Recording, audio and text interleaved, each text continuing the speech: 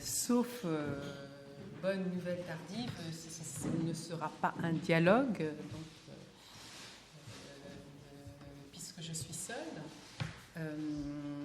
Alors j'ai quand même présenté à quelques reprises ce livre que je n'ai même pas apporté parce que pour moi c'était plus un dialogue, donc je n'ai pas apporté le livre en question, mais donc celui qui vous a été présenté là, L'art et la race, l'Africain, tout contre l'œil des Lumières.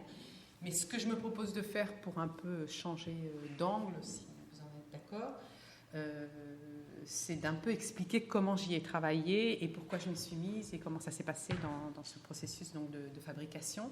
Et dans un deuxième temps, ce qui est un peu plus ce que j'avais préparé pour l'occasion, je mettrai en valeur en fait ce qui fait le croisement du travail d'Elsa Dorlin et du mien. Et le sien qui est plutôt ancien autour de son livre La matrice de la race, que j'ai repris un peu à mon compte dans le livre, autour de la question, ce qu'on peut appeler la blanchité. Et donc dans un deuxième temps, je ferai ça. Ce sera peut-être plus intéressant si vous êtes venus pour entendre un petit peu nos travaux respectifs. Là, je pourrais, de mon point de vue, un petit peu le restituer. Donc c'est effectivement un livre que j'ai publié ce printemps, ou à la fin de l'hiver en tout cas, qui est le fruit d'un travail d'une dizaine d'années, voire une quinzaine d'années. Et il me semble intéressant de voir comment ce type d'objet s'est construit finalement dans mon travail en général, et je vais essayer de le restituer. Pour le dire tout à fait honnêtement, j'ai fait mes études en partie au Canada, en France, et j'ai une thèse de doctorat très conventionnelle, très conventionnelle, autour d'un artiste qui s'appelle Girodet, qui est néanmoins le portraitiste du premier député noir à la Convention, que je vous montrerai tout à l'heure, ce tableau de Girodet, mais enfin sur sa jeunesse, avec un beau catalogue raisonné, quelque chose de, oui, vraiment très conventionnel, un petit peu la manière dont on faisait les thèses d'histoire de l'art à la Sorbonne à la fin du siècle dernier, si je puis dire, et que j'ai soutenu donc en 2001. Et je dois dire que l'intérêt pour un chantier autour de la représentation des Noirs, pour le dire un peu bêtement et succinctement, c'est fait jour finalement au lendemain de mon élection, de mon élection en tant que maîtresse de conférence. Ce qui me semble-t-il n'est pas un hasard, c'est-à-dire que la stabilité du poste, d'où mon militantisme pour des postes pérennes, fait que j'ai pu envisager un chantier qui n'était pas fléché, qui n'était pas reconnu d'ailleurs comme étant tout à fait intéressant. C'était en 2003 que j'ai eu le poste, vous voyez, c'est il y a 16 ans. Et finalement, la possibilité, la liberté qu'il faut pour penser un projet qui n'est pas encore partagé, ça a bien changé depuis, mais qui n'est pas encore partagé, c'est la stabilité financière acquise. Et ça, je crois que c'est tout à fait important. Si on veut une recherche fondamentale, il faut faire confiance un peu à ces chercheurs et pas toujours être sur des contrats ponctuels où on doit réenvisager son prochain projet en fonction d'un contexte finalement qui nous est donné et non pas qu'on peut envisager de soi-même. Et je dois dire peut-être une autre chose aussi par rapport aux mythifications que l'on a autour d'un espace nord-américain qui était beaucoup plus ouvert à ces questions-là de race, etc., que ne l'était le milieu français. C'est un petit peu faux, parce que lorsque je faisais mes études au Canada, je voulais travailler sur des artistes africains-américains contemporains. J'avais élaboré tout un projet et on m'avait répondu, mais textuellement, à l'époque, c'était en 1994-95, que ce n'était pas l'histoire de l'art et qu'on ne pouvait pas travailler à partir d'une communauté qu'on identifiait et qui serait intéressante. Ça, comme vous le voyez, effectivement beaucoup changé pour le mieux, je crois. Mais c'était au Canada que j'avais eu cette réponse-là. Donc il ne faut pas non plus toujours se voir comme vivre, je dirais, le contexte académique français comme plus enclin à la conservation. Finalement, on trouve des réticences un petit peu partout. Donc le lendemain, dans les quelques temps qui ont suivi mon élection en tant que maîtresse de conférence, je décide de travailler sur la représentation des Noirs. Et je dois dire, j'ai avancé un peu masquée pour deux raisons. D'abord parce que dans les premiers temps où j'ai fait ma première communication, je l'ai faite en 2005 à l'INHA, et c'était dans un contexte assez particulier. Mon directeur de thèse, Antoine Schnapper, était mort. Et il y avait donc une journée d'hommage qui lui était rendue. J'étais une de ses dernières étudiantes, donc j'avais été invitée à participer.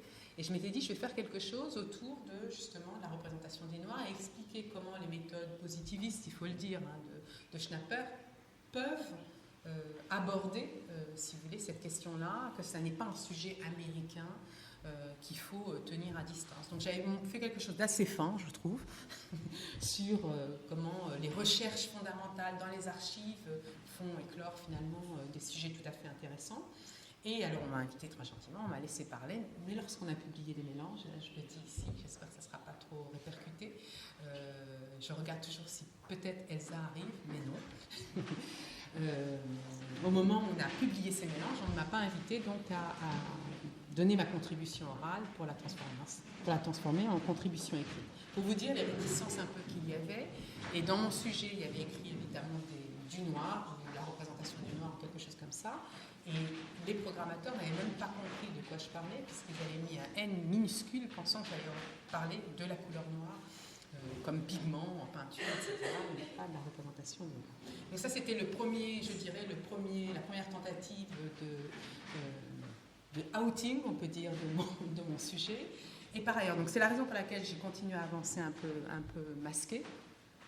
Et la deuxième raison, c'est que je n'étais pas encore tout à fait sûre de mon sujet. C'est-à-dire que ce qui a vraiment m'a guidée, ou ce que j'ai voulu faire tout au long de ce travail, c'est de faire sortir un corpus. Un corpus, ça veut dire deux choses. Non seulement rassembler des œuvres plus ou moins connues, mais certaines sont très connues, et l'étaient déjà à l'époque, mais surtout de les mettre ensemble, de les faire fonctionner ensemble pour qu'ils disent quelque chose du XVIIIe siècle. Et ce travail-là, dans un premier temps, je disais, bon, je travaille sur la représentation des Noirs, ça faisait un sujet un peu iconographique de base, dont j'étais pas très fière, j'avais pas un projet, un sujet, donc je n'en parlais pas tellement. Puis par ailleurs, j'ai été très vite embauchée à l'INHA, où je devais m'occuper de la question des chantiers d'historiographie, donc d'écriture de l'histoire de l'art, ce qui m'a vraiment musclée, je dirais, en termes de réflexivité finalement sur la discipline histoire de l'art, et qui m'a permis d'élaborer quelque chose d'un peu neuf. Donc dans ce premier travail, je dois dire que je suis tombée assez rapidement sur ces deux tableaux, mais en fait plus exactement d'abord sur celui-ci. Donc il y a une jeune femme qui s'intitulait d'ailleurs à l'époque Jeune femme à la chemise bleue, je crois, ou quelque chose comme ça, et puis après Jeune femme à la chemise bleue avec un page devant. Et c'est un tableau qui, d'entrée, dans ce que je connaissais de l'histoire de l'art, me semblait se révéler comme nouveau. C'est-à-dire, j'avais le sentiment que dans ce que je m'étais reconstitué dans mes connaissances d'histoire de l'art, c'était un premier de quelque chose. Et vous savez, quand on fait l'histoire, y compris l'histoire de l'art, les choses les plus importantes, c'est d'inscrire des tournants, d'avoir des moments clés qui nous permettent de changer, de saisir plutôt un changement dans la représentation qui s'inscrit peut-être dans un changement social ou dans un changement plus général. Et encore une fois, voulant vraiment faire de l'histoire de l'art, c'est-à-dire vraiment partir de l'histoire de l'art pour comprendre un phénomène de société lié évidemment à la traite négrière transatlantique, j'essayais de rester au ras des pâquerettes des œuvres elles-mêmes, de constituer mon corpus sans tomber tout de suite dans l'histoire politique, l'histoire intellectuelle, l'histoire des sciences, etc. Néanmoins, chemin faisant, après avoir repéré un certain nombre d'œuvres qui me semblaient comme ça, ces tournants majeurs, il a fallu les travailler de manière plus approfondie. Mais je vais passer tout de suite. Ça a été un tableau de 1684. Les deux sont de 1684. C'est de là celui de Mignard à droite et puis celui de Coipel ici à gauche. Et puis le deuxième moment que j'ai identifié toujours dans ce moment que j'avais, dans cette période plus exactement que j'essayais de documenter, ça a été en 1791, 1792, et puis ça un petit peu plus tard au tout début du XIXe siècle. Pour la première fois, j'ai compris qu'avec cette gravure de Camper, j'avais une représentation du monde qui fonctionnait sur l'horizontalité. C'est-à-dire que, alors que tout au long du XVIIIe siècle, quand on comparait, on essayait dans l'illustration naturaliste de mettre en relation, je dirais, l'homme noir comme maillon entre l'animalité et l'humanité, c'était toujours sur un format comme ça, vertical.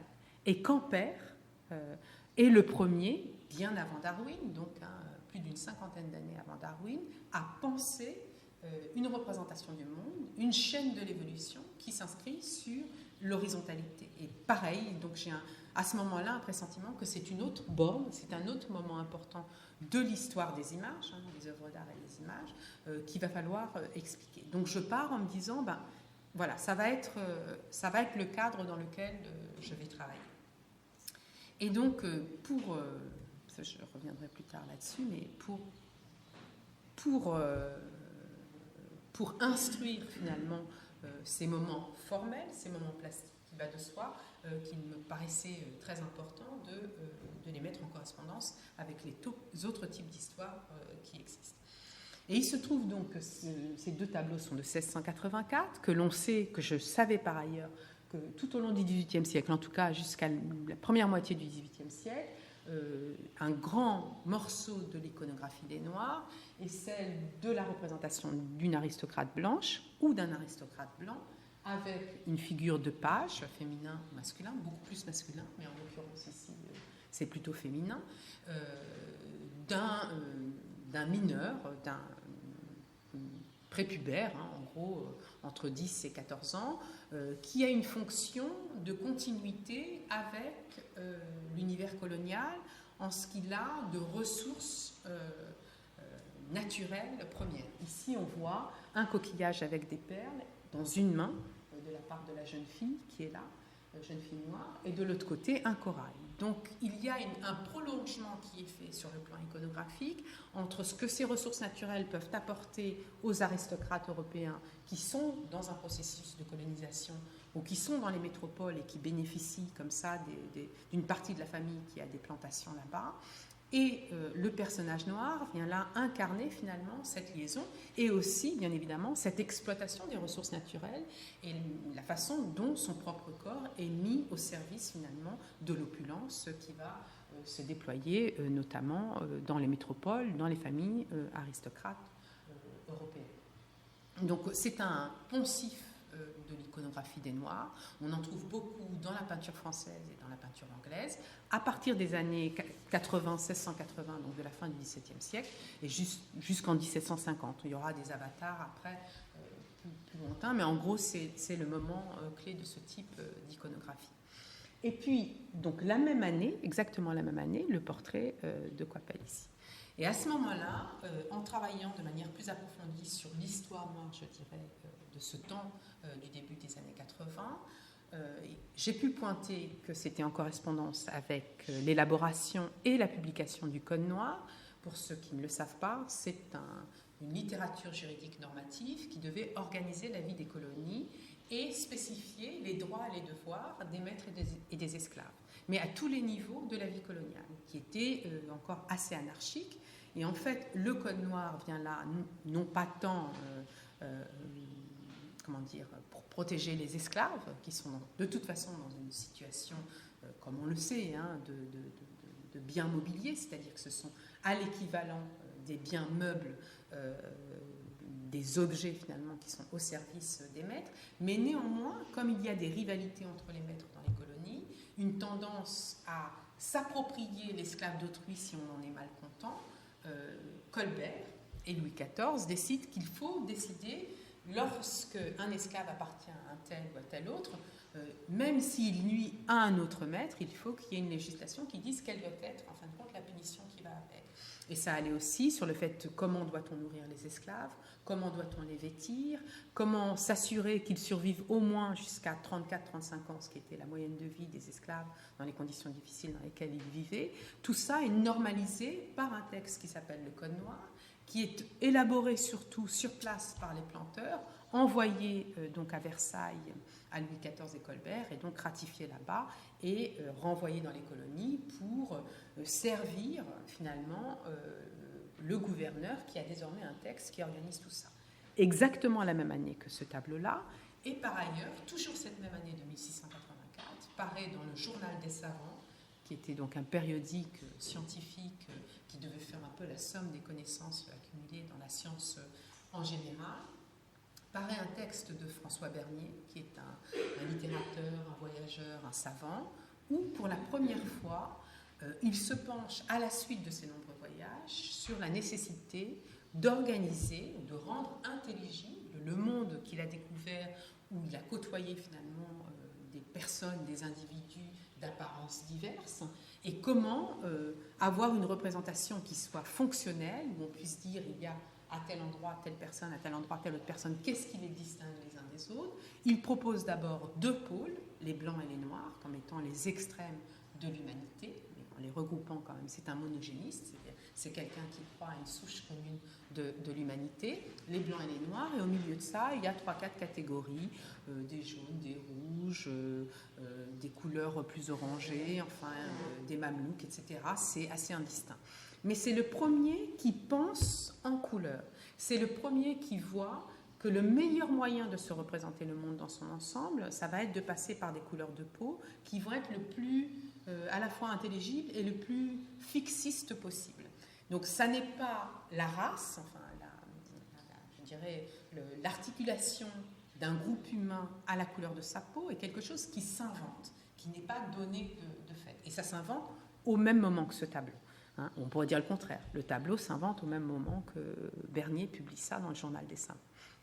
Et deuxième chose qu'il fait, deuxième mouvement intellectuel qu'il fait dans ce texte-là, alors que jusqu'à 1684, la question de la race était liée à deux choses bien précises. La race de sang bleu, c'est-à-dire ceux de la race noble élevée, c'était considéré comme une race, donc c'est un groupe social qu'on intitulait par la race, donc non pas par la couleur, les nobles, et l'autre race, qui était le contrepoint en quelque sorte, c'était la race juive. Il n'y avait pas d'autre conceptualisation à l'époque de la race elle-même. Donc c'était quelque chose déjà qui se transmettait par le sang, par la filiation, ça c'était très important, hein, mais en revanche qui n'avait pas, je dirais, ce deuxième niveau de qualification qui était celui de la couleur de la peau.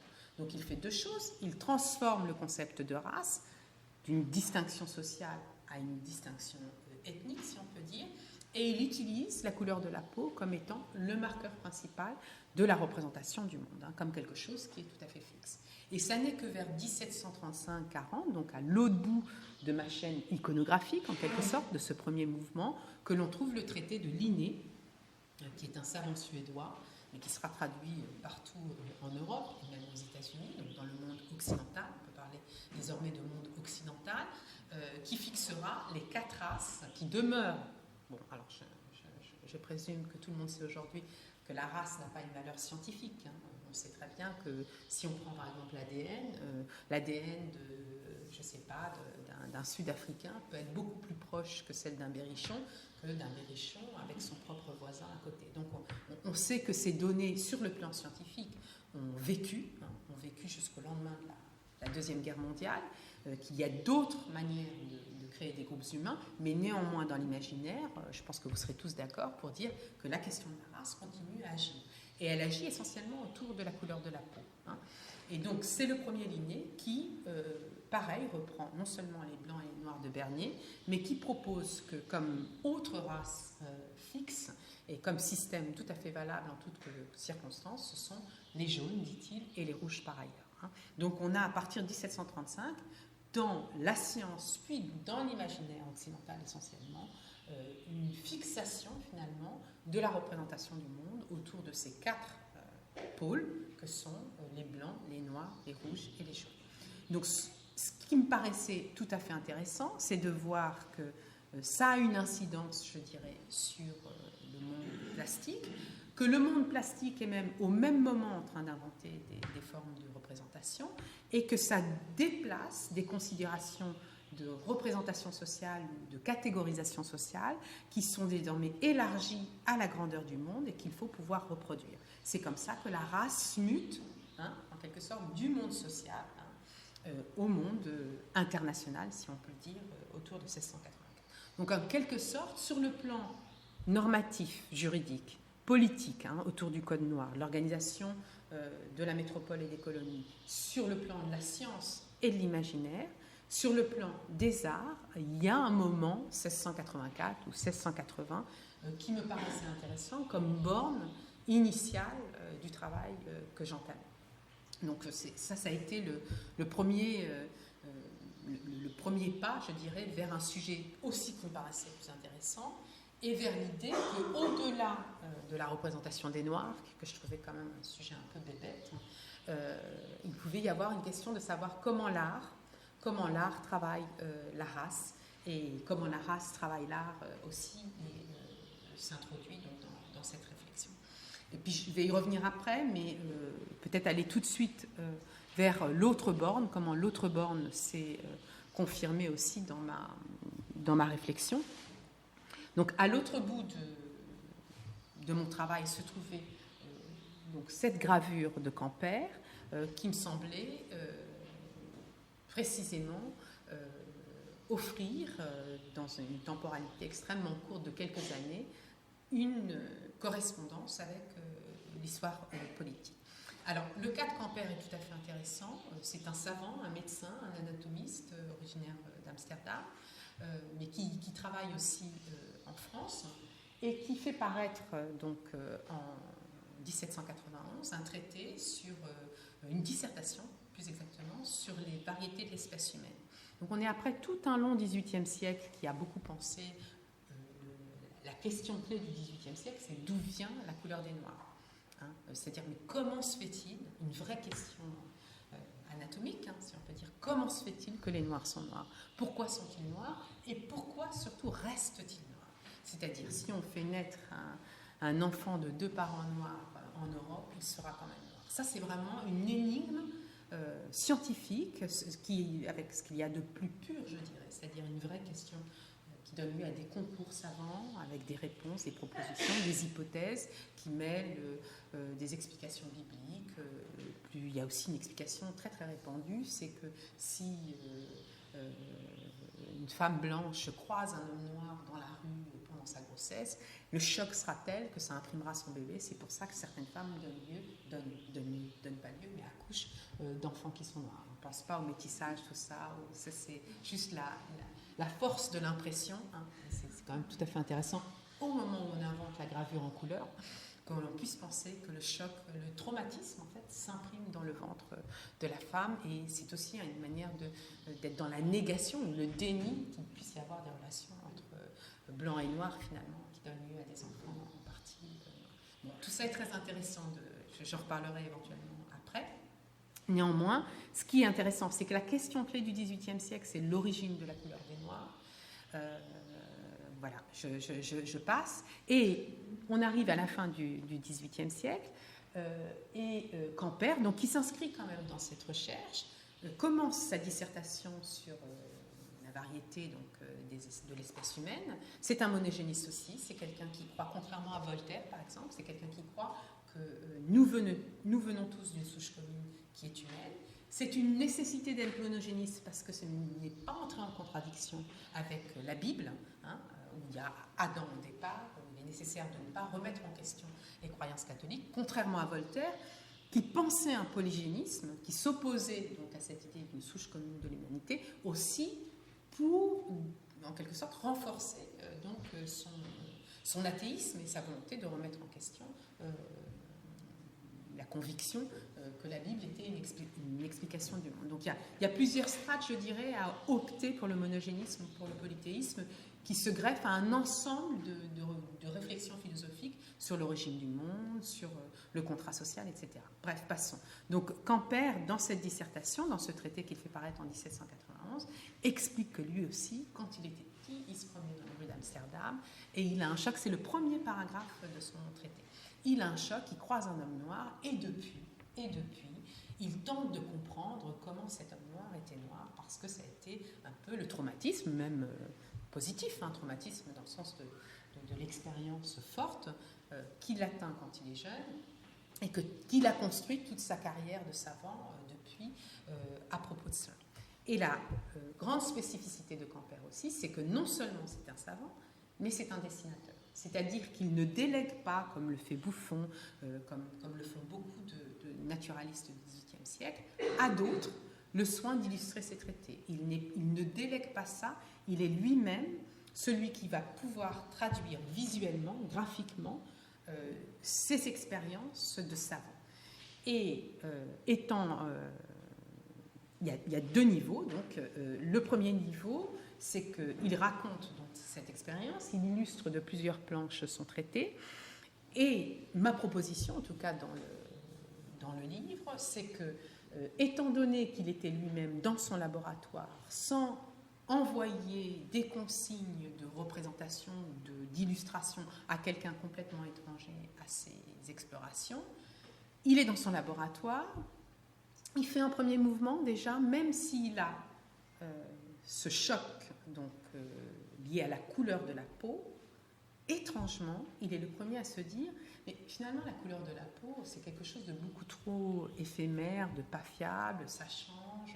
On sait qu'il y a des albinos aussi qui sont des noirs avec la couleur blanche. On sait qu'au bout de, c'est ce que disait Buffon, hein, au bout de 15 générations d'un noir qui se reproduit, allez, disons en Scandinavie pour faire dans la circonstance, les gens, la peau dégénère au point de devenir blanche.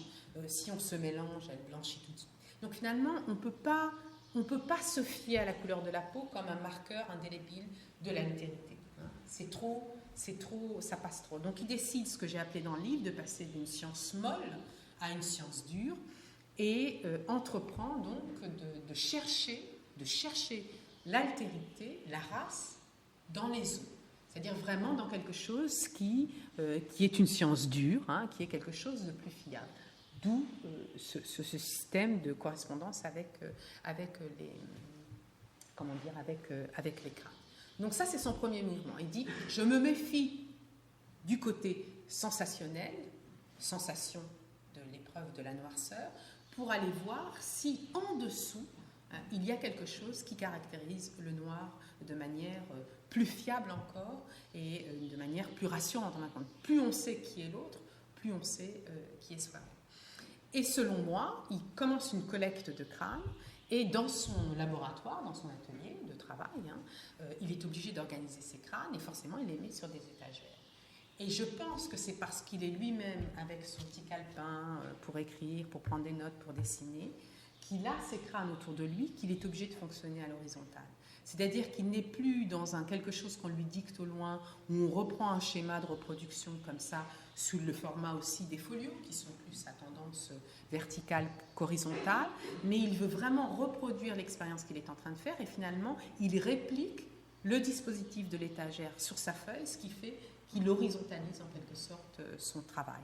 Et il doit classer ses crânes en disant celui-là c'est le noir, très noir, celui-là un petit peu moins noir, celui-là c'est le mamelouk, celui-là c'est le singe, etc. Et il les met comme ça à hauteur de vue, il les reproduit et ça donne donc une dimension horizontalisante qui, comme je le dis, permettra, me semble-t-il, de penser, de visualiser de manière convaincante la chaîne de l'évolution que mettra en place Darwin beaucoup plus tard. Donc 2 mouvements. Ne pas déléguer le dessin à quelqu'un d'autre qui est étranger à l'expérimentation elle-même, travailler in situ dans l'atelier autour d'un dispositif d'exposition, je dirais, et de stockage du matériel scientifique qui est horizontal.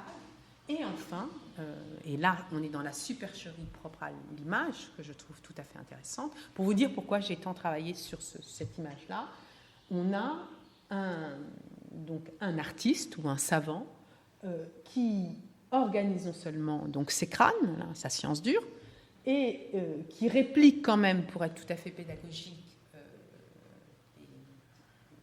je dirais la chair qui recouvre donc ces crânes-là, mais qui invente, qui fait un faux, qui fait une supercherie, qui invente pour l'Apollon du Belvédère un crâne. C'est-à-dire que c'est ce qui nous semble une démonstration à toute épreuve.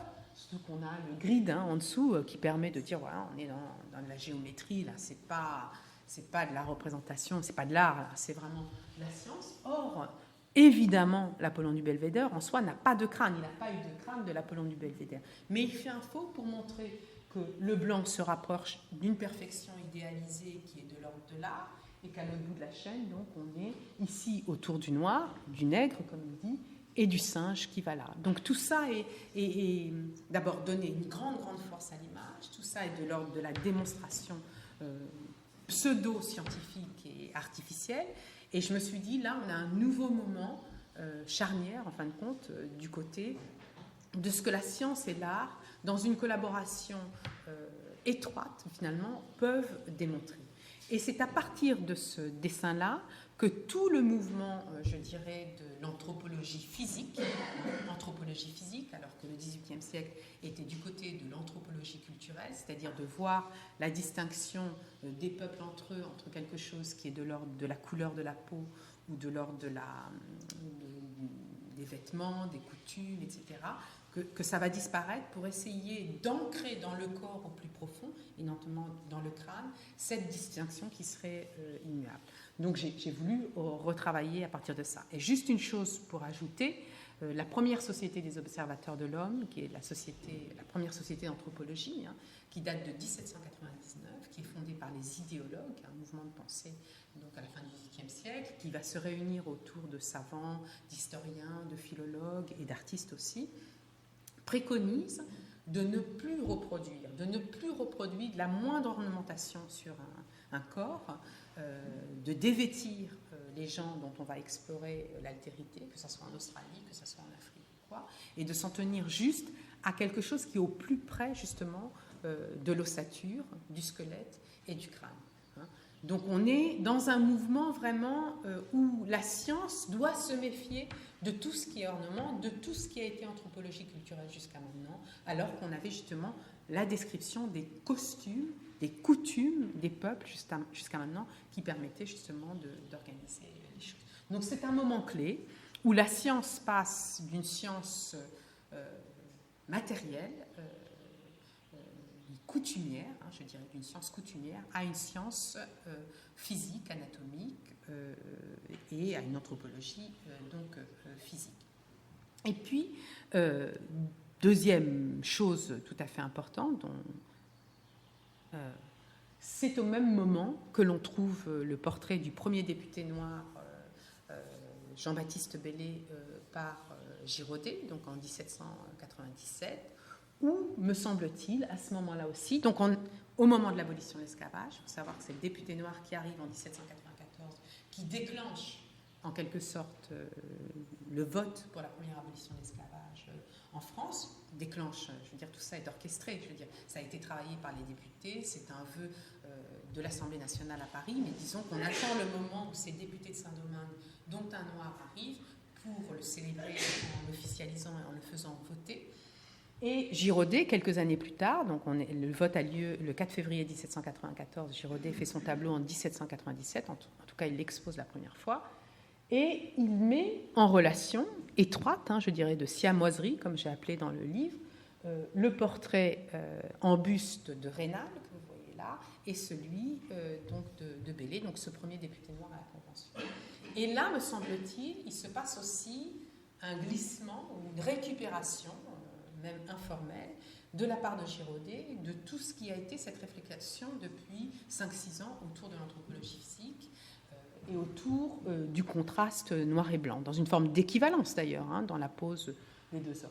Raynal, c'est l'éditeur, l'auteur, le directeur de l'histoire philosophique des deux Indes, des commerces des deux Indes, grande encyclopédie du voyage et des colonies et du commerce colonial français paru en 1780, au cours de laquelle Diderot écrit cet article où il prône vraiment l'abolition, non pas tant de l'esclavage, et c'est à avoir en tête, mais de la traite. Et il se trouve qu'il meurt en 1796, donc un an avant l'exposition du portrait de Jean-Baptiste Bellay.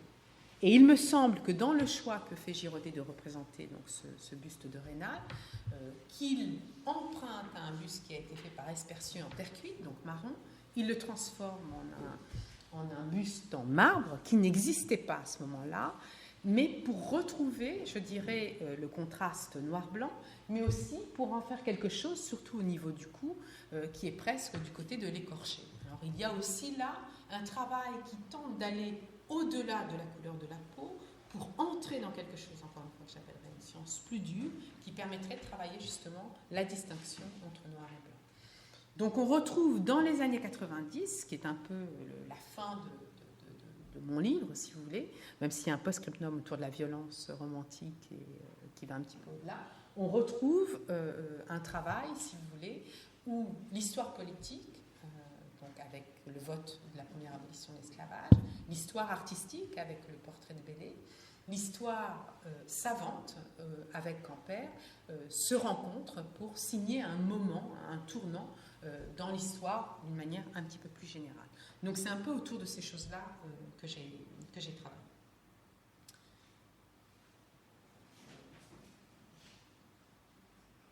Bon, alors j'essaie de continuer un petit peu mon improvisation autour de tout ça. Que dire d'autre ? Non, je ne vais pas aller trop loin dans la manière dont j'ai fonctionné parce que c'est peut-être pas... J'essaye de voir combien de temps j'ai parlé à peu près. Ouais. Et je vais peut-être en venir à... Je ne sais pas qu'est-ce qui me paraît le plus opportun.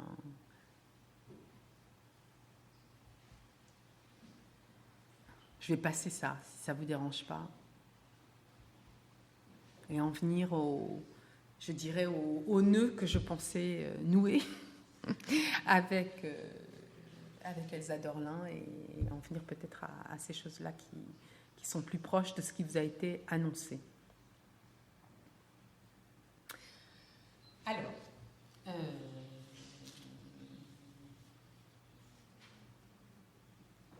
peut-être juste contextualiser un petit peu le travail d'Elsa. Je suis trop gentille là, mais je vais le faire quand même. Il faut comprendre un petit peu quand paraît son livre. Je ne sais pas si vous le connaissez, mais le livre, son premier livre majeur, je crois qu'il est issu de sa thèse. C'est une philosophe, donc c'est quelqu'un qui travaille moins étroitement avec l'histoire. C'est une thèse de philosophie qui s'intitule Philosophie politique, qui s'intitule La matrice de la race, qui est apparu en 2006, si mes souvenirs sont bons. J'avoue que je n'ai pas vérifié, je n'ai pas relu le livre juste avant de venir. Mais il faut bien comprendre que ce livre s'inscrit dans une thèse qu'elle a certainement élaborée dans le temps, enfin qui ne date pas de l'avant-veille, mais qui paraît néanmoins un an après, ce dont vous vous rappelez peut-être pour les plus anciens, un an après les émeutes de banlieue en France de 2005, où il y avait eu énormément de voitures brûlées, où il y a eu évidemment le drame de Clichy, où ces deux jeunes gens sont morts électrocutés parce que poursuivis par la police, où on a tout un mois de novembre-décembre, si je me rappelle bien, où quand même la tension monte énormément et où il y a une conscience, un peu sans lendemain, il faut bien le dire, il y a une conscience quand même politique, il y a une rage, une grogne forte dans les périphéries de la capitale, mais pas seulement de la capitale, aussi dans d'autres villes, notamment à Lyon et Marseille, de communautés, de populations qui réclament finalement davantage de considération, d'accès à l'emploi, d'accès au logement, d'accès au centre-ville aussi, et qui se traduit par un mois et demi de grande violence un peu partout. Donc son livre paraît un an après, mais encore une fois, elle l'avait entamé avant ça. Mais du coup, il génère une attention très importante. Il est parallèle à, je dirais, la fondation de deux sociétés, deux associations très importantes que sont, d'une part, CapDiv, qui a été un peu son lendemain, Cap Diversité, fondée par Éric Fassin, Elsa Dorlin, Papendiaï, que je fréquente un petit peu, mais de loin, pour toutes sortes de raisons, mais qui sont très médiatisées, assez importants. Et l'autre association qui voit le jour à ce moment-là, c'est le Conseil représentatif des associations noires, qui depuis, de mon point de vue, ne s'est pas du tout illustré, mais qui au départ tente un petit peu, si vous voulez, de regrouper sous des formes, on peut dire, de corps intermédiaires, une rage qui s'est d'abord manifestée par la violence et qu'il faut donc en quelque sorte un peu canaliser, médiatiser, donner un accès au pouvoir.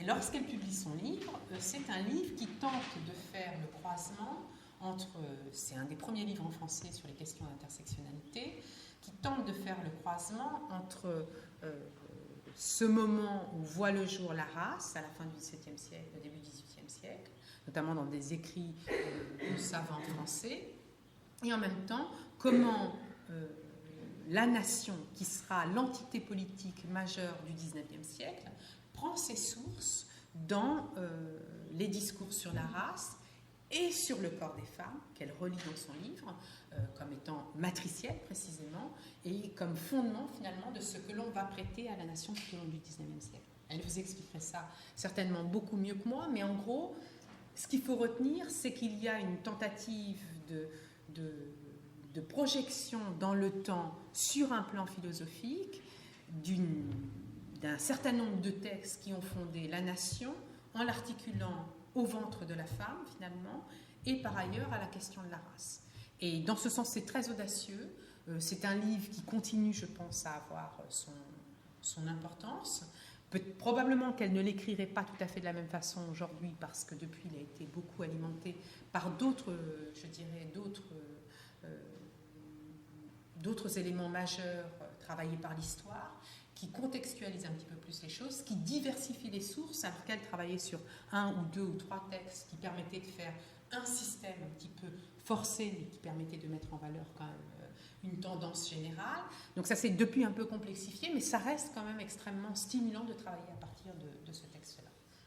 Et moi, je l'ai repris un peu à mon compte dans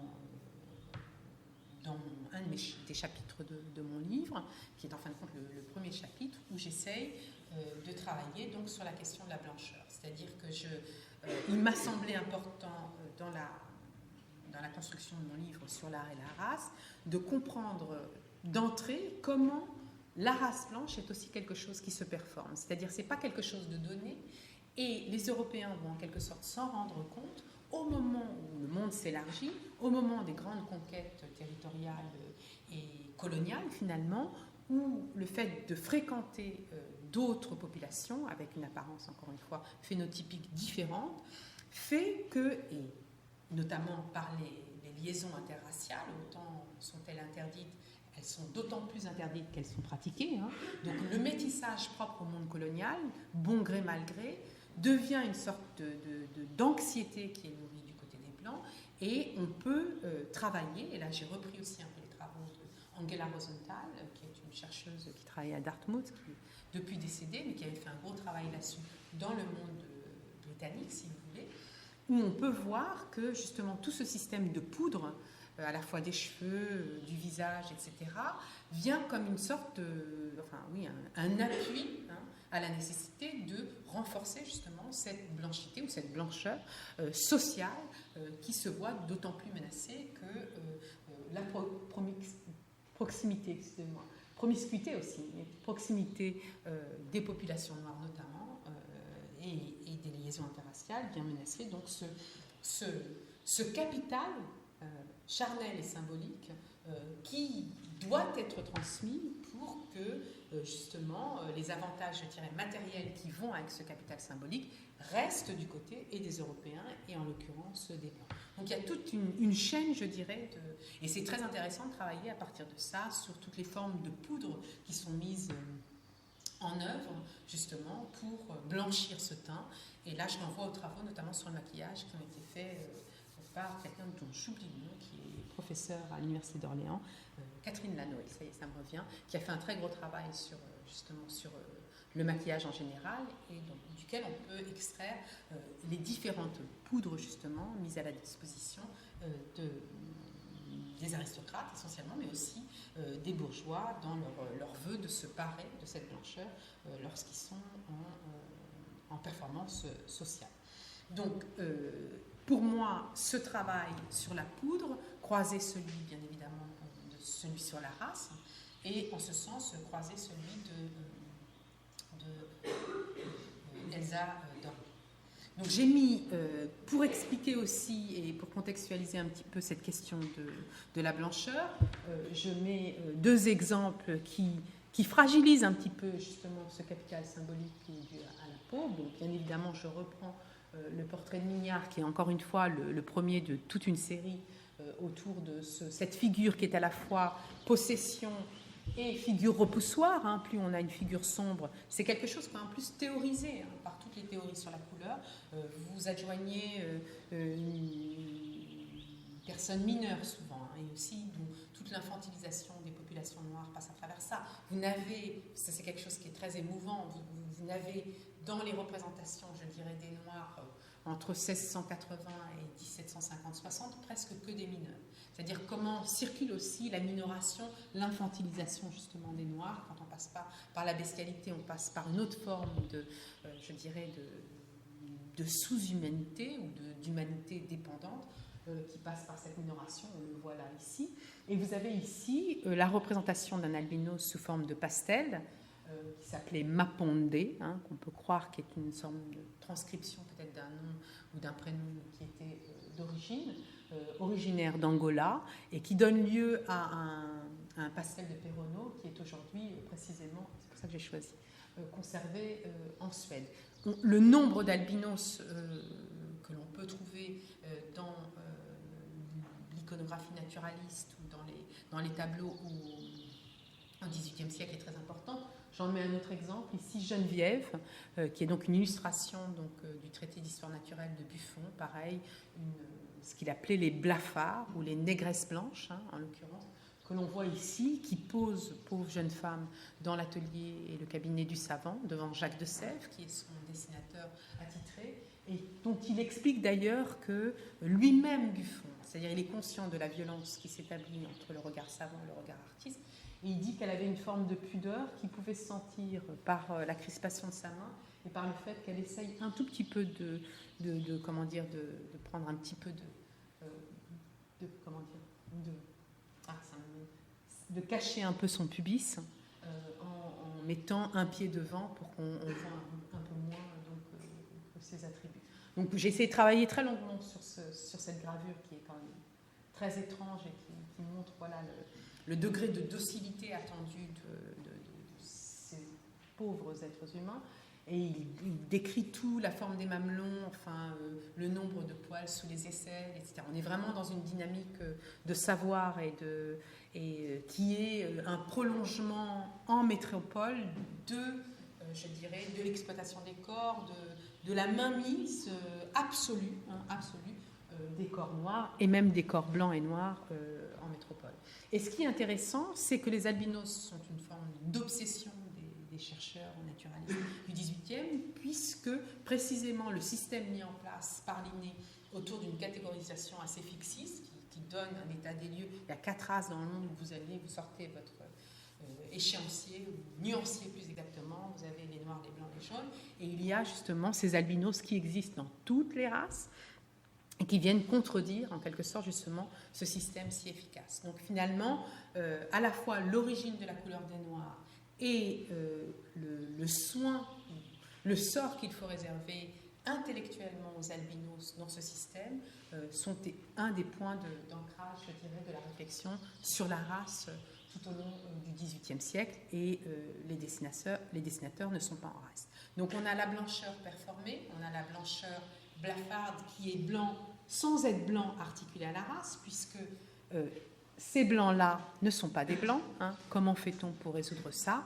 Et finalement, je voulais vous montrer un autre pastel, puisque le pastel était censé être donc ce lieu depuis lequel on pouvait le mieux faire valoir finalement le côté vaporeux ou l'aura finalement dégagée par la peau de chacun.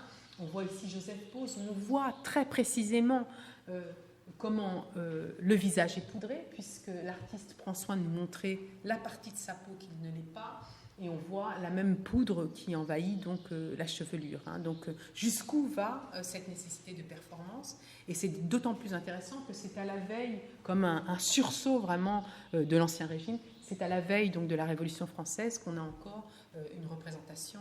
Et je crois que Joseph Bose est en plus par ailleurs le portraitiste de Robespierre ou de Danton, enfin une des grandes figures de la Révolution française. Donc c'est intéressant de voir comment ces mêmes artistes sont face à des moments de l'histoire en cette fin du XVIIIe siècle qui sont tout à fait différents.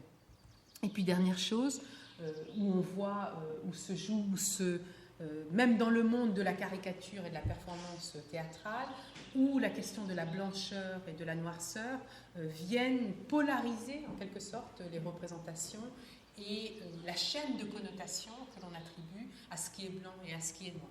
Et là, on a l'arlequin, donc blanc qui est sur la gauche, qui est la figure un peu naïve, ignorante, pure, immaculée, immaculée précisément de cette troupe de comédiens italiens.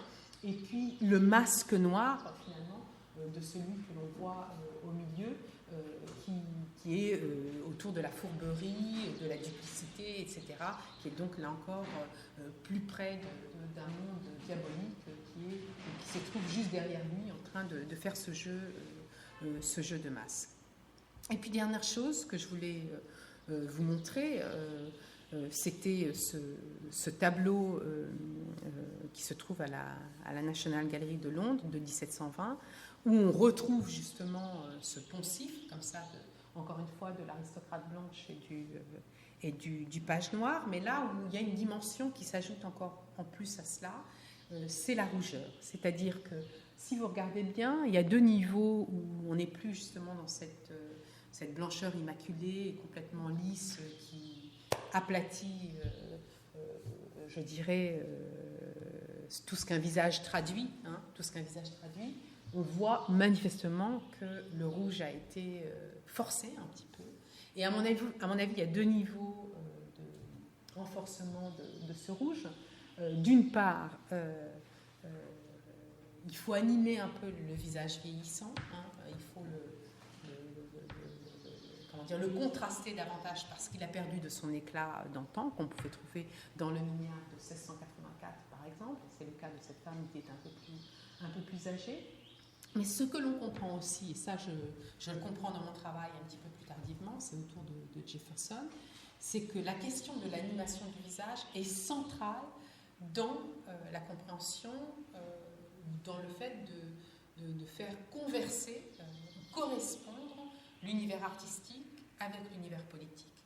Thomas Jefferson, qui, comme vous le savez, très vraisemblablement est un des pionniers des États-Unis, enfin de la République américaine lorsqu'elle rompt avec la tutelle britannique, est quelqu'un qui va séjourner très longuement en France dans les années 80, justement 1784, et qui va écrire ses notes sur la Virginie au moment où il séjourne à Paris. C'est aussi quelqu'un qui, pendant la Révolution française, se rapproche d'une artiste britannique, Maria Cosway, qui est en train de préparer une publication gravée du musée du Louvre, et avec laquelle, dit-on, il aurait eu une relation très étroite, et qui l'initie finalement au chef-d'œuvre de la peinture, avec laquelle on peut penser qu'il a eu des discussions sur le plan artistique, stylistique et esthétique.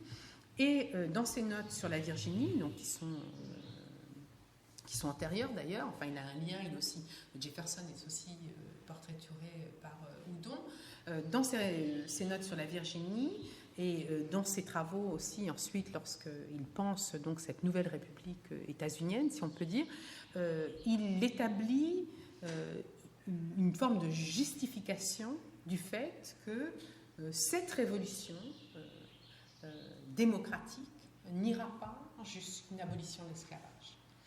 Finalement, c'est une option. Comment se fait-il qu'on peut aller, la France, même temporairement, fait la révolution et va jusqu'à l'inclusion de citoyens qui sont noirs. Donc, abolit l'esclavage. Ce n'est pas le cas de la révolution américaine. Et parmi les distinctions fondamentales qu'il établit entre noir et blanc pour justifier l'impossibilité à aller jusqu'à une émancipation donc, des esclaves noirs sur le territoire américain, moi, mon idée, c'est que, bien évidemment, toute la prospérité américaine reposait sur le travail esclave, nécessairement. Donc même entre, je dirais, ceux qui étaient pour le fait de rester dans la couronne britannique et ceux qui étaient pour l'émancipation, jamais il n'a été question d'aller du côté de l'émancipation des esclaves. C'est seulement dans la deuxième partie du XIXe siècle, donc dans la guerre civile américaine, que cette question sera vraiment fondamentale entre les deux parties.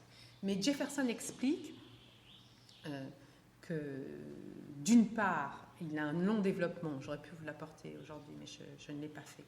Mais c'est dans mon livre, enfin, il y a les sources, je ne raconte pas n'importe quoi.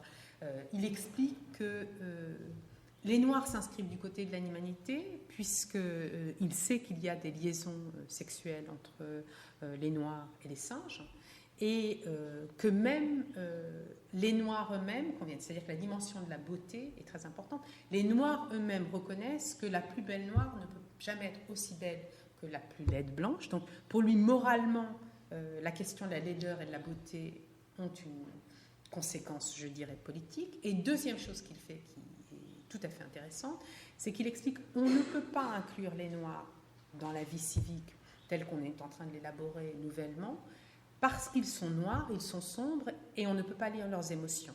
Parce qu'ils n'ont pas le rouge aux joues quand ils sont intimidés, ou quand ils sont tristes, ou quand rien, le visage demeure impassible, illisible. Et comme la transparence démocratique repose sur la capacité des uns et des autres à lire ce qu'ils vivent sur le plan émotionnel, on doit exclure les Noirs qui sont dénués, je dirais, de cette transparence parce qu'ils demeurent dans cette opacité sombre. Et il fomente, enfin il écrit le premier la notion de voile, veil, vraiment il écrit dans ces mots, infranchissable des Noirs, notion qui sera reprise elle-même par Du Bois, que vous connaissez peut-être, l'un des premiers théoriciens du monde africain-américain aux États-Unis, un des premiers chercheurs noirs de Harvard, qui reprend ce voile pour expliquer justement le système de la color line, c'est-à-dire la ligne de couleur. Pour lui, c'est ce voile qui rend infranchissable de part et d'autre et qui légitime finalement la ségrégation. Donc on a dans le fait de lire les couleurs, de transparence, de lire les couleurs du blanc dans l'animation de son visage qui serait plus perceptible parce qu'il est blanc, la nécessité pour blanchir encore davantage le blanc d'animer son visage avec du rouge.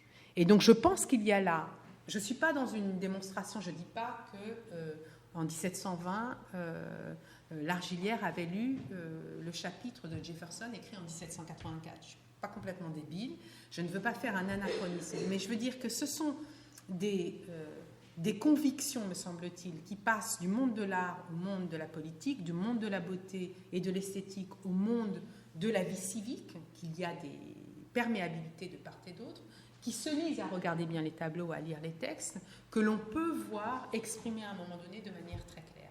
Même si on n'a pas une généalogie exacte, il semble que ces poncifs traversent l'histoire de l'art et l'histoire politique et qu'ils peuvent être reliés. Et en ce sens, il me paraissait intéressant, ce n'est pas moi qui ai voulu inviter Elsa Dorlin, c'est le festival.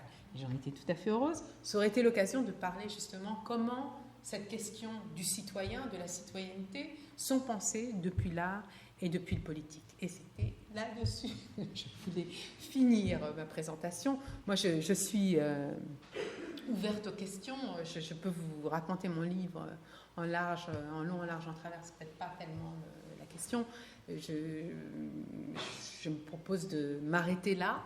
Et si vous avez des questions, vous êtes tout à fait les bienvenus. Et je peux difficilement faire la partie d'Elsa elle-même. Voilà. Bon.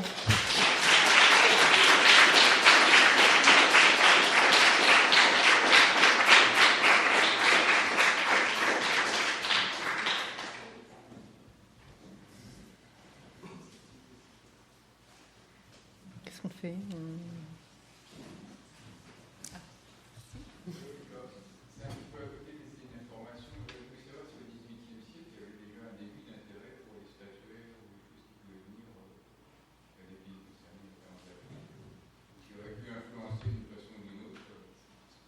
Pour les statuaires, tout ce qui pouvait faire des représentations anthropomorphes des mondes noirs. Parce que ça a quand même beaucoup marqué ensuite la fin du 19e. Est-ce qu'au 18e, il y avait déjà des objets, des statues, des masques, des choses qui revenaient d'Afrique et qui pouvaient influencer un peu.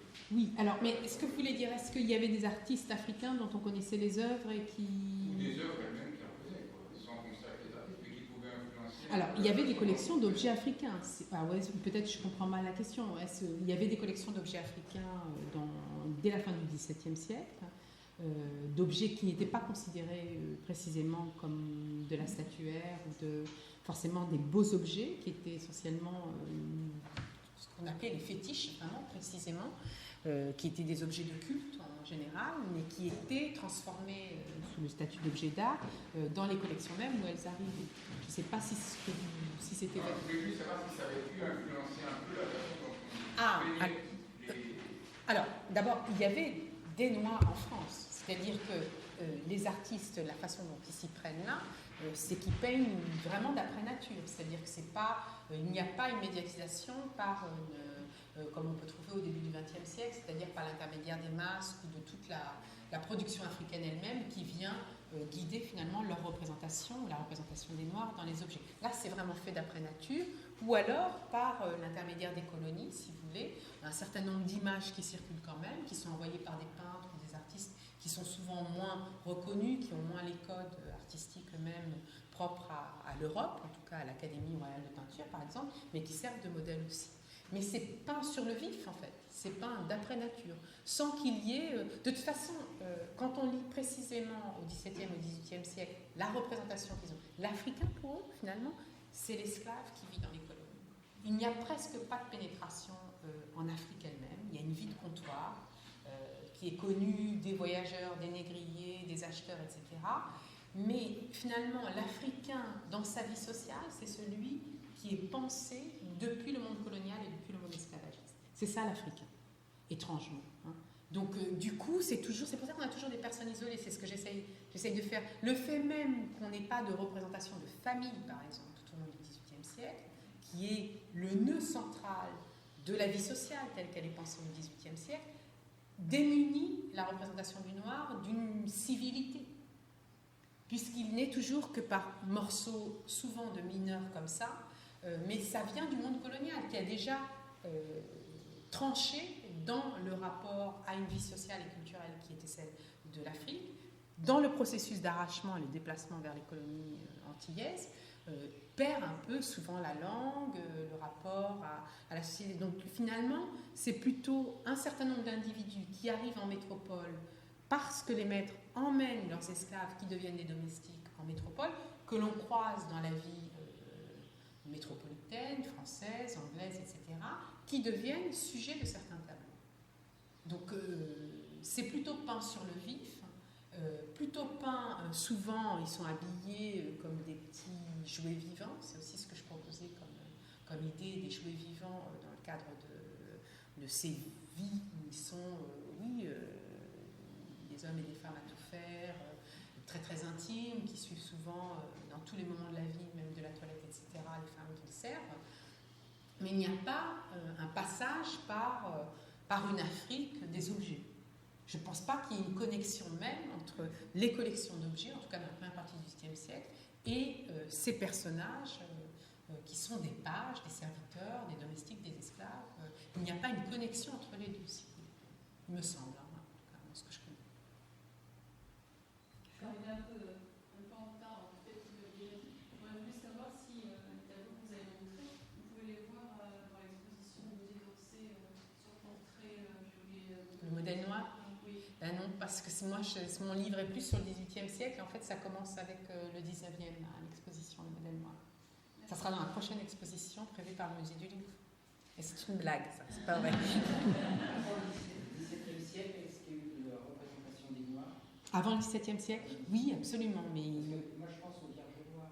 Oui, absolument. Alors, étrangement, dans tout ce qui a...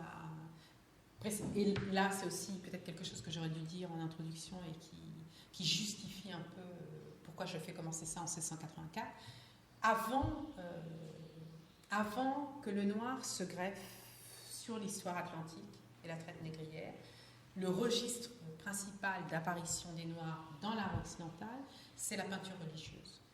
C'est-à-dire essentiellement tout ce qui est lié au roi mage, qui est en fin de compte une version religieuse de l'universalisme, c'est-à-dire d'avoir les 4 continents qui viennent rendre hommage au Christ. Il y a aussi tous ces saints comme Saint Maurice, mort, Maurice, qui qui était censé par son nom signifier un saint africain, le baptême de l'eunuque, etc. Donc toute la peinture religieuse a un ensemble de personnages qui permettent, et les Vierges noires en font partie, la représentation finalement de quelques noirs. Plus une autre partie dans le monde païen que l'on retrouve dans les grandes scènes de banquet, souvent liées justement à la peinture vénitienne, et ça dure du XVIe, XVIIe, XVIIIe siècle, où on voit ces personnages ornementaux, en fin de compte, qui participent de l'animation, comme les bouffons, les nains, souvent les singes, les perroquets, etc. On voit toute une lignée de personnages, d'ornements, en fin de compte. Oui. Vous ne pensez pas que l'aboutissement de cette représentation du noir avait perduré jusqu'au début du XXe siècle, en particulier avec, par exemple, le bonhomme Banania? Je pense que le Banania peut-être. Je pense qu'il y a des liens, il y a une continuité. Je pense très sincèrement là encore, il faudrait travailler les moments de changement. Je pense que la charge raciste de l'iconographie de la fin du XIXe siècle, et Banania en fait partie, est beaucoup plus violente que ne l'est celle du XVIIIe siècle. Beaucoup plus violente. Et qu'elle répond à une nécessité coloniale plus impérieuse.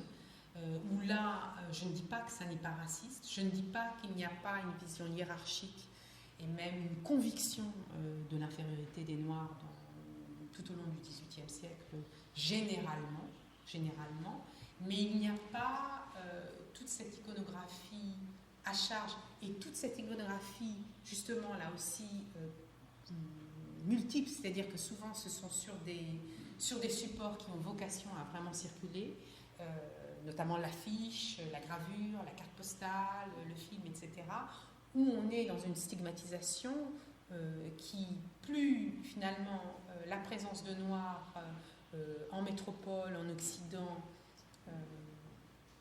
dame le pion au stéréotype d'infériorité, parce qu'il y a d'autres exemples et que c'est presque plus possible de croire à la non-humanité des Noirs, puisqu'on cohabite avec eux et qu'on est obligé peut-être plus la charge, je dirais, visuelle et propagandiste est violente. Ce qui n'est pas le cas au XVIIIe, où on reste, c'est sûr, dans une forme d'infériorisation, mais comme il y a l'éloignement, comme la menace est plus lointaine, elle est moins violente. Il y a beaucoup de curiosité. La curiosité n'est pas complètement extérieure au racisme, mais elle n'est pas dans quelque chose qui se précipite vraiment à la fin du XIXe siècle, et on est dans le moment à la fin du XIXe siècle où le projet, c'est quand même la conquête de l'Afrique de l'intérieur. Donc du coup, là, il faut y aller à charge, quoi, pour vraiment légitimer. Voilà, exactement. Donc pour moi, c'est plus violent à ce moment-là. Ce sont des enfants aussi qui sont représentés à ce moment. Tout à fait. Tu as parlé de filles. Ce ne sont pas des garçons qui accompagnent. La plupart, oui, mais pour le cas de Mignard, c'est une fille, on le sait. Mais la plupart, ce sont des garçons, effectivement. Mais pour le Mignard, oui, c'est une petite fille dont on n'a pas le nom, mais on retrouve la source dans les archives qui dit que c'est une... Mais c'est exceptionnel. C'est exceptionnel. Oui, voilà, c'est ça. Voilà. Et je me rappelle plus. Il est d'ailleurs conservé à la... Voilà. Merci, Marc. Oui.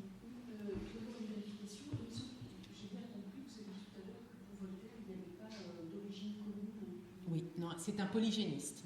Très étrange dans...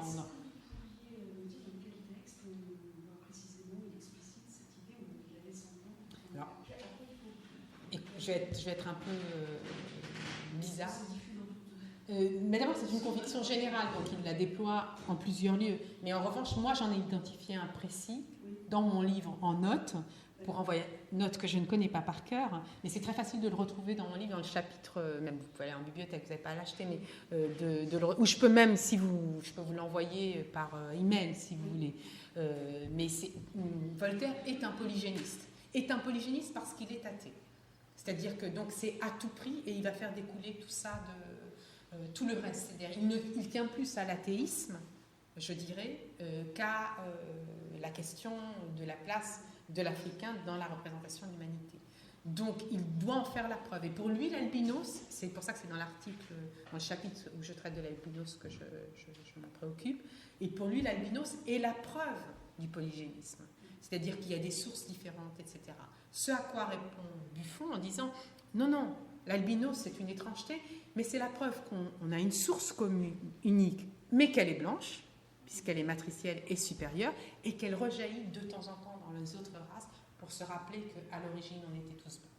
Donc devenir noir, devenir jaune, devenir rouge, c'est une détérioration, c'est une dégénérescence en fin de compte de la race originale. Et Voltaire, lui, est dans tout à fait autre chose. Et Buffon est dans la nécessité de concevoir une représentation du monde qui manifestement se présente à lui sous une forme différente que ce à quoi il a été formé, en quelque sorte, en expliquant que le climat fait dégénérer la source unique commune qui est la race blanche. Donc ça, c'est intéressant de lier ça. Pour Voltaire, alors, si vous m'écrivez, je vais vous envoyer la référence exacte que j'ai utilisée, et sinon, elle est donnée précisément. Et pour l'ensemble, pour Maupertuis, pour tout le monde, j'essaye de retracer où j'ai trouvé les sources de cette... mais c'est vrai que je ne le sais pas par cœur. C'était également pour avoir une précision, la vision de la race entre les nobles et les juifs, elle date de quand? Eh bien, essentiellement, on trouve ça au moment de la plupart des ghettos de la fin du XIIIe, XIVe, XVe siècle, où là, il devient nécessaire d'identifier les juifs comme une race, une sous-race en fait, comme la race repoussoire, un peu comme le seront les noirs plus tard, et on identifie tout ce qui est lié au sang bleu, donc il y a néanmoins quand même une dimension coloriste dans la manière d'identifier les choses, le sang bleu comme étant la race noble. Finalement, c'est comme si ça tient toujours au moins à deux. Il faut qu'il y ait deux pôles pour maintenir en fin de compte une forme de podium. Et celui qui a le plus écrit là-dessus, peut-être c'est le plus simple comme ça, c'est Jean-Frédéric Chaube, qui est un spécialiste du monde portugais-espagnol du XVe et XVIe siècle, et qui montre bien comment à ce moment-là, juifs et nobles deviennent les deux pôles de l'organisation sociale, et qu'ils sont définis par la notion de race, et autant en Italie, en France que dans la péninsule ibérique. Avec le rôle de la religion, puisque en fait... Excusez-moi, j'ai pas entendu. Avec la religion, puisque le peuple juif est le peuple déiciste. Absolument. Au Moyen-Âge, on retrouve déjà au Moyen-Âge, pour la population juive qui est interdite, par exemple, pour l'éleveur de terre, interdite le sol, etc. Donc c'est tout à fait lié à ça, oui, c'est tout à fait lié à ça. Oui. Et à la pureté de sang. Voilà. Mais tout se joue au niveau du sang, alors à ce moment-là. Donc pas un fluide visible, pas un trait visible extérieur. C'est la pureté de sang, le sang bleu, et la race juive par ailleurs qui n'a pas cette pureté. par exemple, racé était plutôt positif. Absolument, absolument. Oui. Être racé, c'est d'être de race noble en fait. Mais ce qui a été intéressant pour moi, c'est de voir, et là aussi c'est quelque chose dont on aurait pu discuter éventuellement, c'est comment s'invente la race physique. Et on réemploie quand même des modalités de distinction sociale anciens, déjà bien établies, pour les rejouer autrement, tout simplement parce que le monde s'est agrandi. L'ennemi de l'intérieur, où il fallait des distinctions sociales internes à un monde, comme dirait Finkielkraut, homogène, blanc, à partir du moment où ça s'est élargi, il faut que ces catégories de distinction de soi et l'autre, et les autres, puissent se requalifier en fonction d'autres éléments physiques et anatomiques. Mais comme la femme noire et la femme juive, qui sont des types aussi, dans la littérature, etc. Absolument. Et toujours des lieux d'exploitation, de concupiscence, etc., et en même temps de dégoût mélangés. Est-ce que les quatre couleurs dont tu parles, Les quatre couleurs, ça correspond aux quatre continents? Parce que souvent, je vous allez pour le coup, la dite rouge, qui correspond en général aux Amérindiens, ce qu'on dit les l'Amérique. Oui, à l'Amérique. Et c'est pas la peau qui est rouge, Oui, de toute façon. c'est un maquillage. Alors, ce qui est très intéressant, c'est que ce que pensaient les anthropologues de l'époque, c'est que les Indiens rouges, d'ailleurs, maintenant que je reviens du Québec, on ne dit plus les Indiens, mais les autochtones, j'aurais dû savoir. Même plus. Non, ça, oubliez ça, on ne dit plus non plus. Les autochtones étaient, ça c'est très intéressant, été, et en fait c'est conçu là plutôt pour le Brésil, après on étend ça à tout le continent, était rouge parce qu'à force de se peindre, de se maquiller avec le roucou, qui était une plante rouge, il l'incarnait. Donc on voit là, comment dire, le côté expérimental de l'anthropologie culturelle. On essaye de rendre essentiel quelque chose qui est de l'ordre d'une pratique culturelle, et comment la fin du XVIIIe siècle commence à mettre à distance ces considérations qui mélangent tout, et dit il faut revenir à quelque chose d'un peu plus sévère, et donc regardons à l'intérieur des crânes et des squelettes s'il n'y a pas quand même quelque chose qui peut nous rassurer sur ce que sont les autres et ce qu'on est nous. Mais typiquement, dans un premier temps, c'est Lafitau, c'est un jésuite, il écrit parlons des peuples rouges, puisqu'ils sont tout le temps en train de se peindre la peau. À force, ils deviennent rouges eux-mêmes. Donc, mais c'est un peu comme la matrice, enfin, croiser un homme noir au point que ça imprime le fœtus, quoi. C'est ça la science. Et tout ça est renforcé par des iconographies qui sont en correspondance étroite avec cette manière de concevoir le monde. Et ça, du coup, c'est très intéressant.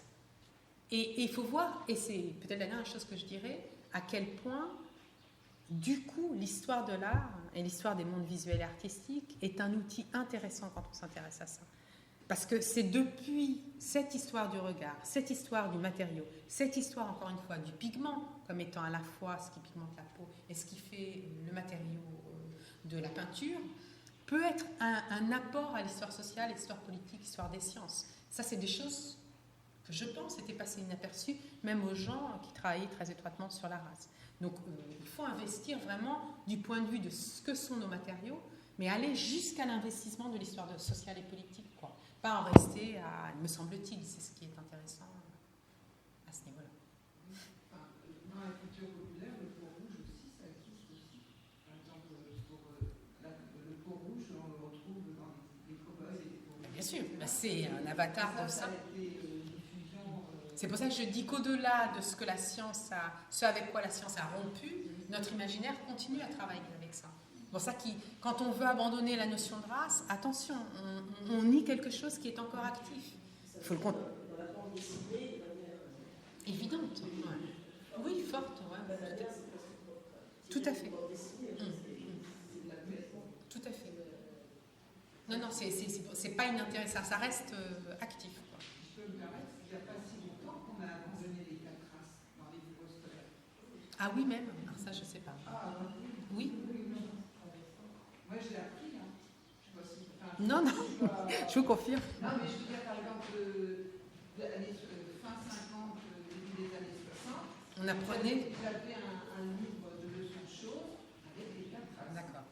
Non, mais Moi, je pense pas l'avoir appris. Ou alors, j'étais complètement dans le déni et j'ai dû zapper.